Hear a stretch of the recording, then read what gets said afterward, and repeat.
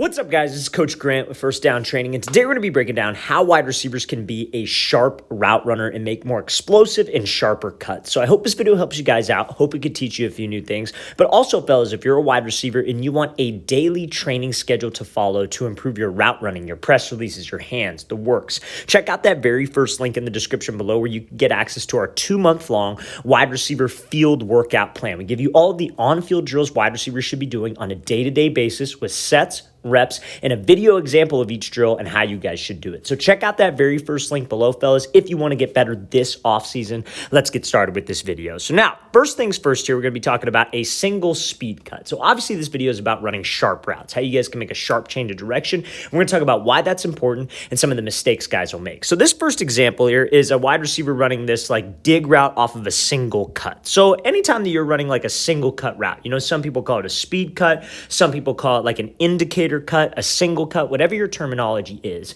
the mechanics remain the same. So this can help you guys with like a post, a corner, a dig, an out, anything where you have to cut off of 1 foot. So to make a sharp cut, why is that important? Why is it important to make a sharp cut? And why is it much easier said than done? Like, hey, I'm going to cut off a 1 foot and I'm going to run a dig or an out or a post. Like, because a lot of people, what they'll do is they'll cut off of this single cut, but they will drift and they will not make that sharp change of direction, which is what this video is all about. And the first biggest mistake that guys will make is they will reach. So right before they're about to make this cut, this foot will not be inside of their frame. So they will strike the ground way outside of the frame. They will try to have this like over exaggerated cut. They'll drag their back leg, and all that does is either going to make you waste time at the break by taking extra steps, or you're going to drift upfield, giving this DB time to recover. Especially if it's a situation where the DB isn't off coverage, you're going to be drifting right to him. So the reason why guys will do this and the reason why guys will reach outside their frame is it's obviously easier to slow down, but it can lead to injuries. And obviously the DB is going to have time to recover, because when we're running routes, we're always trying to make this DB chase in one form or another. You know, and we're going to be looking at a route from Amari Cooper here in a second where he's running like kind of like this whip route or a slant out, if you will. And that would be a situation where we're trying to make the DB chase on like a slant. But most routes, we're trying to make the DB chase on what? On a fade. So you have to run with some speed. You have to run hard. But changing direction while you're running with speed and while you're running hard is the hardest part. So when you make this single cut, when you're doing this speed cut, it has to stay inside of your frame. We cannot reach. Now, one of the biggest mistakes that guys will do is when that cut stays inside their frame is it will be a weak cut. They will not shoot this foot in the ground. They will not be sudden, as I like to say. Sudden means that you want to try to strike the ground and almost slam your foot into the ground as hard as you can to be able to bring yourself to balance, because that will slow you down when you have some speed going into this break. Now, here's the thing. Everybody's always like, oh, well, if I strike the ground super hard like that, I'm going to hurt myself. Not if you have the proper foot strike. So if your foot is inside your frame, you're striking the ground hard, you obviously don't want to land on your tippy toes, right? So if you try to cut and you're on your tippy toes, all of your weight is going to be going forward, and that will cause a drift. You will not be able to make a sharp cut. Obviously, when it's a single cut, there's room for a little bit of a drift, but we can't fade away from the ball. That's what I'm trying to avoid. So when you strike the ground, you also don't want to be on your heel, because when you strike with your heel first, that can make your leg extend, puts a lot of pressure on your knee and on your Achilles. You have to strike the ground on the middle arch of your foot. If you can strike the ground on the middle arch, you keep it inside your frame, you don't reach, that allows me to actually push off of that cut, and that push is what helps me control that speed in, create energy, and have some speed out of the break, which can widen myself from the DB. So to make a better speed cut, fellas, we have to do one of three things. To make a sharp cut when I'm cutting off a 1 foot, I have to make sure it's inside your frame. We got to be sudden, and we got to be striking the ground that middle arch of my foot. Let's play this thing again, full speed one more time here. This is a great example of him getting separation off of that single cut. So now, let's look at this Amari Cooper route here. He's running this slant out route, and this is something that wide receivers need to emphasize when they're dropping into a route like a curl or a comeback or a dig, anything where you have to drop your hips. And to make a sharp cut, getting low is so important. But a lot of guys don't get low the correct way. I'm going to explain that. So let's watch this full speed. So he comes here, selling like he's running a slant. He's able to snap down and make this very tight cut. So again, it is important when you're running routes to always sell, right? To get this DB to commit, if I'm running like a slant out, I have to sell the slant. I have to make sure I'm running fast. I have to make sure I'm running hard. My pad level's in a good spot.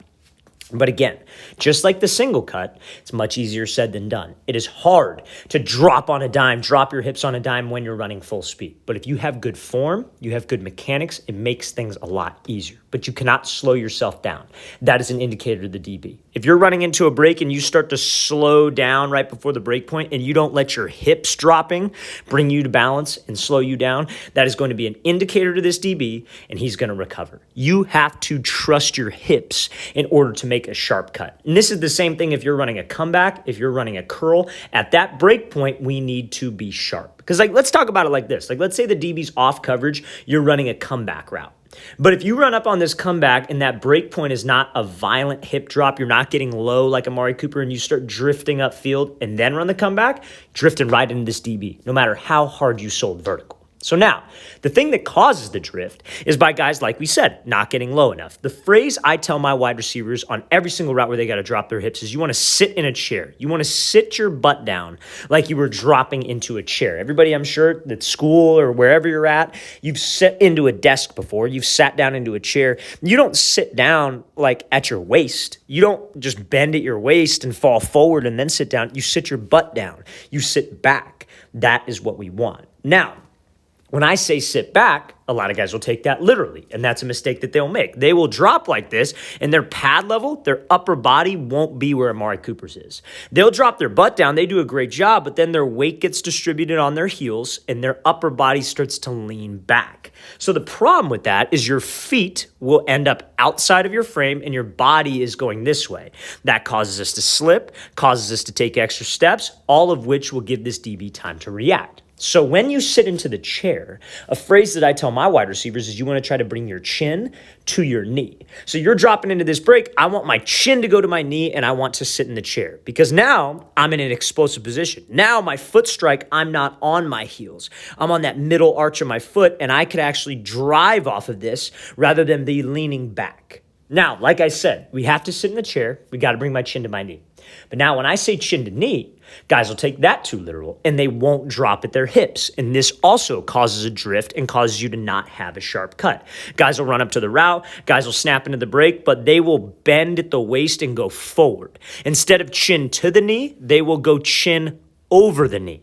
And when you start to lean forward and you have speed into the break, that is going to cause extra steps and it is going to cause a drift, which all in all is bad because we don't have explosion out of the break and that DB has time to recover. So we have to think of it. There is a string attached to your chin. You are sitting in a chair and somebody is pulling that string straight to your knee and you're almost landing in like a lunge position. That is how we decelerate.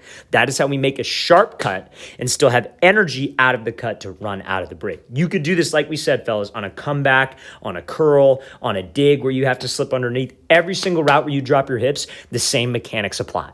It is always the same mechanics. The routes differ, but the breaks will always stay the same.